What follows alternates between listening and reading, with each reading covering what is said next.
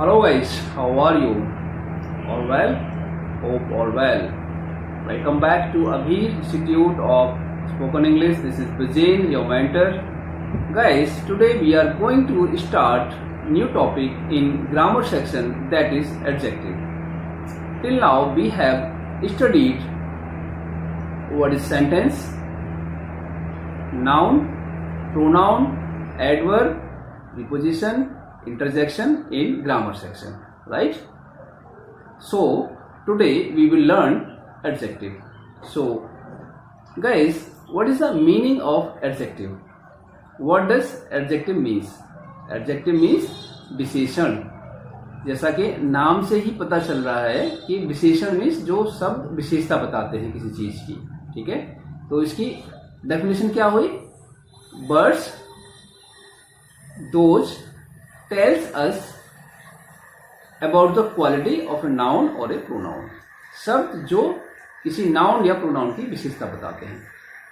Let's take some example. Ram is a good boy. Ram एक अच्छा लड़का है, राइट?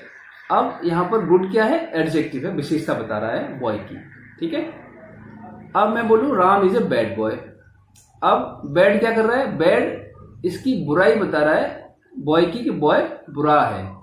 ठीक है, बॉय जो है बुरा है. तो क्या यहां पर बैड एडजेक्टिव नहीं है? बैड भी एडजेक्टिव है यहां पर. ठीक है, गुड एडजेक्टिव है बट बैड भी एडजेक्टिव है. ठीक है, कैसे? आगे सीखेंगे कैसे. एक और एग्जांपल लेते हैं. There are 3 small black wooden broken chair in this room.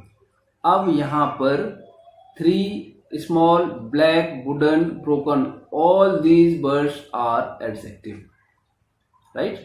अब देखते हैं 3 क्या है. ना तो इसकी बुराई कर रहा है ना इसकी अच्छाई बता रहा है. स्मॉल, अगर मुझे छोटी कुर्सी चाहिए तो इस वर्ड की वो अच्छाई होगी, इस चेयर की अच्छाई होगी, मतलब एडजेक्टिव हो गया, विशेषण हो गया. अगर मुझे बड़ी कुर्सी चाहिए तो इसकी बुराई होगी कि भाई मुझे तो बड़ी चाहिए, तो छोटी कुर्सी है, तो मतलब उसकी नेगेटिविटी बता रहा है. ऐसे ही ब्लैक, अगर मुझे व्हाइट चाहिए तो ये विशेषता होगी कुर्सी की. अगर मुझे ब्लैक चाहिए होती तो विशेषता होगी, अगर मुझे व्हाइट चाहिए होती तो इसकी बुराई होगी.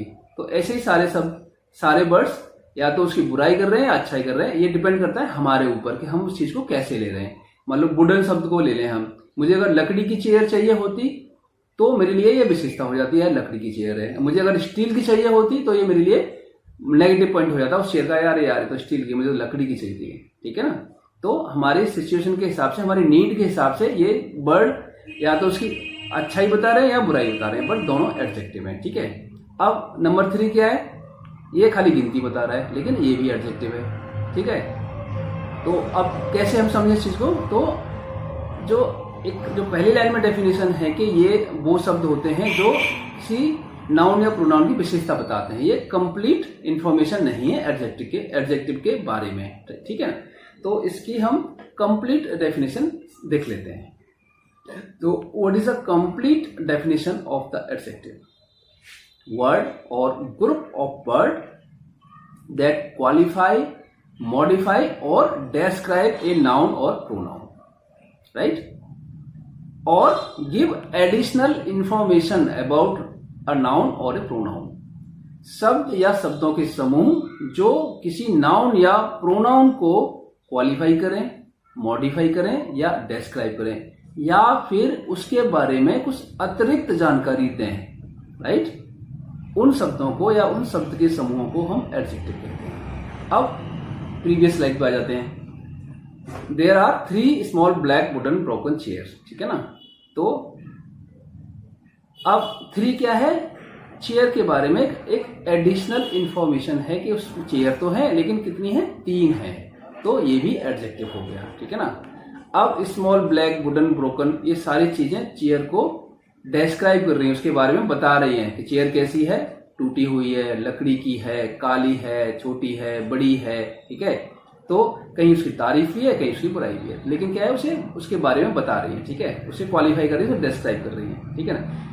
तो इसलिए ये इसकी डेफिनेशन होगी कंप्लीट के वर्ड दैट क्वालिफाई और मॉडिफाई और डिस्क्राइब.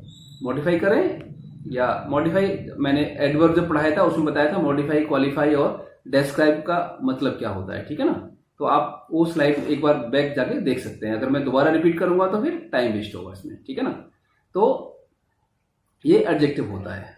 अब एडजेक्टिव क्या कर रहा है कि एक एडिशनल इंफॉर्मेशन भी देता है चीजों के बारे में।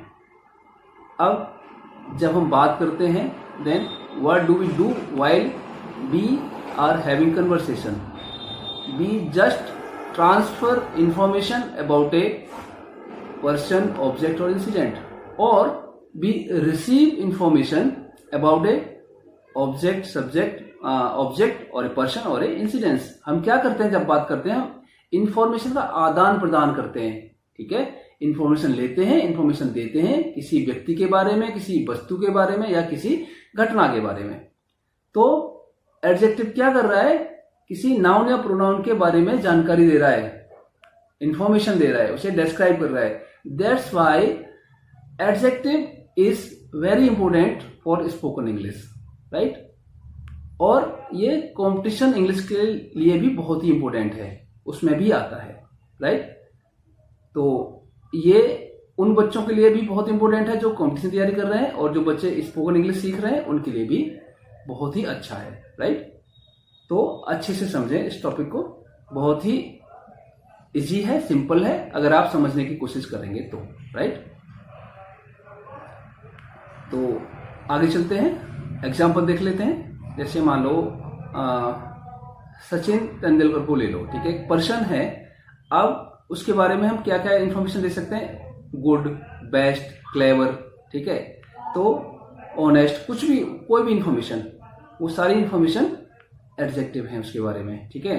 जैसे मान लो हमने कोई प्लेस ले लिया, ताजमहल ले लिया, ब्यूटीफुल है, ओल्ड है, वाइट है, या कोई बॉल ले ली, कलरफुल है, सिक्स है, बिग है, राइट। जैसे कोई आइडिया ले लिया, कोई विचार ले लिया, ग्रेट है, स्केरी है, फनी है, तो ये क्या हो रहे हैं ये उस नाउन या प्रोनाउन के बारे में या तो उसकी अच्छाई बता रहे हैं, या उसकी बुराई बता रहे हैं, या उसके बारे में इंफॉर्मेशन दे रहे हैं। तो ये हो गए adjective, right guys. Today we have learned what is the adjective, right? So tomorrow we will continue with the same topic. Till then, bye bye, have a nice day, thank you so much.